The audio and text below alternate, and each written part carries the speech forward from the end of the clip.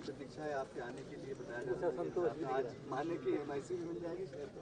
नहीं, एमआईसी तो बनेगी, उसमें मेरा कुछ भी रोल नहीं है। मैं कभी इस प्रकार के छोटे विषयों पे कभी चर्चा नहीं करता हूँ। मुझे कहा कि युवा मोर्चा ये मेरा काम नहीं है। पश्चिम बंगाल के बाद भाई साहब आपका किधर मूवमेंट? देखिए, अपना शहर, अपना मोहल्ला, अपनी माटी, अपने दोस्त, अपने यार, अपने पत्रकार, उसकी बात ही अलग होती है भाई। ऐसा मैं नहीं कहूँगा कि वहाँ पर भी मेरे को भारत दिखा। मैं एक माहेश्वरी समाज के, हमारे मुछाल परिवार है, तो वो माहेश्वरी समाज के वहाँ अध्यक्ष हैं।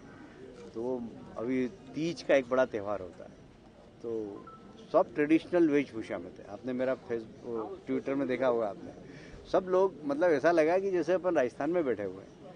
इतना अच्छा 100% लोग, कोई कुर्ते पजामे में साफे बांधे हुए सब लोग। वो तो वहाँ पर मैंने भारत देखा है। जो न्यू जर्सी में जो कार्यक्रम हुआ अभी 14 तारीख को, जो परेड हुई, एकदम भारत देखा। आप देखना सोशल मीडिया में, लोग महिलाएं साड़ी पहनकर है और बहुत ही उत्साह के साथ भारत माता की जय, जिंदाबाद, ये वो, बहुत ही, मतलब ऐसा नहीं कह सकता मैं कि वहाँ पर लोगों का प्यार नहीं मिला, पर अपना मोहल्ला, अपना शहर, वो अपना ही होता है। दुनिया में उससे अच्छा कुछ नहीं होता। आप कहीं पर भी घूम के आ जाओ।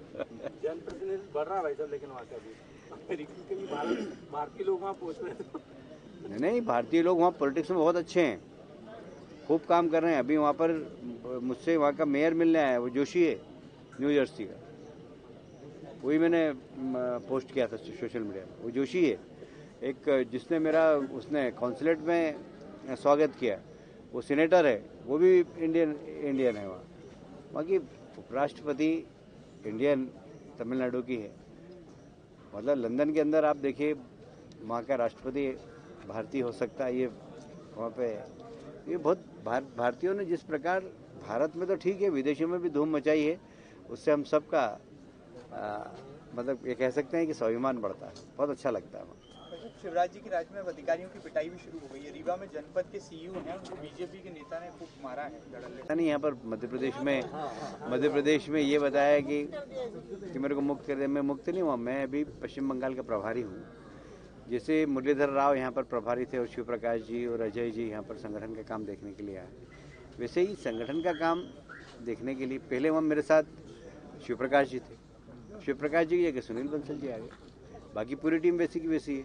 मैं प्रभारी हूँ, सह प्रभारी अमित है, सह प्रभारी मेनन साहब है, सब। तो जो व्यवस्था है बंगाल की, वो बदली नहीं है। एक चीज देखने में आती है सर, संसदीय बोर्ड में जो परिवर्तन हुआ है, बात कही, मुझे लगता है कहना चाहिए या नहीं कहना चाहिए। जब मैं विदेश में था, जिस दिन बिहार की सरकार बदली, तो एक ने बोले ये तो हमारे यहाँ होता है, बोले बॉयफ्रेंड कभी भी बदल लेती लड़की।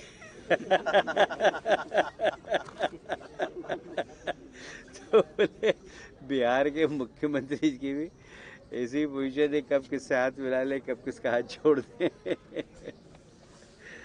जी, लेकिन जिस किस्म से शिवराज सिंह चौहान को बहाल किया गया, अभी अटकलें हैं कि उसके बाद एक बार वापस से प्रदेश में नेतृत्व परिवर्तन की चर्चा चली और आपका नाम वापस से सामने आ रहा है। देखिए, ऐसा है कि आप लोगों को भी कोई विषय होना चाहिए विश्लेषण के लिए।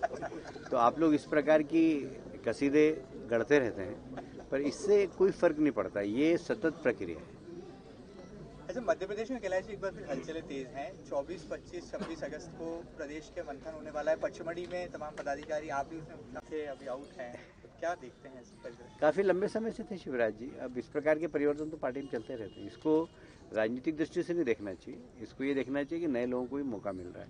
अब देखिए, देवेंद्र फडणवीस नए आए, उसमें भूपेंद्र यादव जी नए आए, तो नए लोगों को मौका मिल रहा है। और ये भारतीय जनता पार्टी की सतत चलने वाली प्रक्रिया है, इसको राजनीतिक चश्मे से बिल्कुल भी नहीं देखना चाहिए। सर, आप विदेश में थे, यहाँ बिहार में खेल हो गए।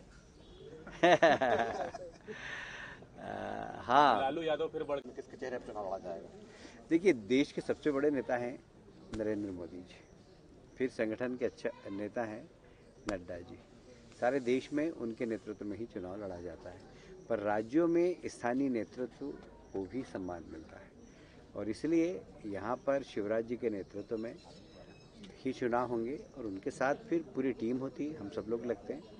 तो अभी तो नेतृत्व तो शिवराज जी का ही होगा।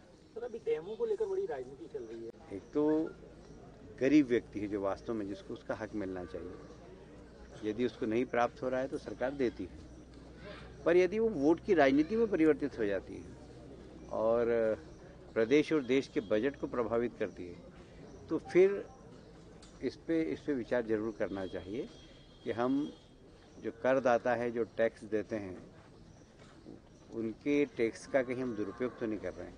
तो एक बैलेंस बहुत ज़रूरी है कि जो वास्तव में नीडी है, जिसको जैसे रोटी, कपड़ा और मकान, ये आवश्यकता है व्यक्ति की, इसके लिए अगर सरकारें करती है तो जो अन्न नहीं खा सकता उसको अन्न देना, ये सरकार की जवाबदारी है कि हमारे कल्याणकारी राज्य में कोई भूखा नहीं सो। यदि किसके पास आवास नहीं है, सरकार उसको आवास देती है, तो यहाँ तक तो ठीक है। बाकी फिर कैलाश विजयवर्गीय का बड़ा बयान।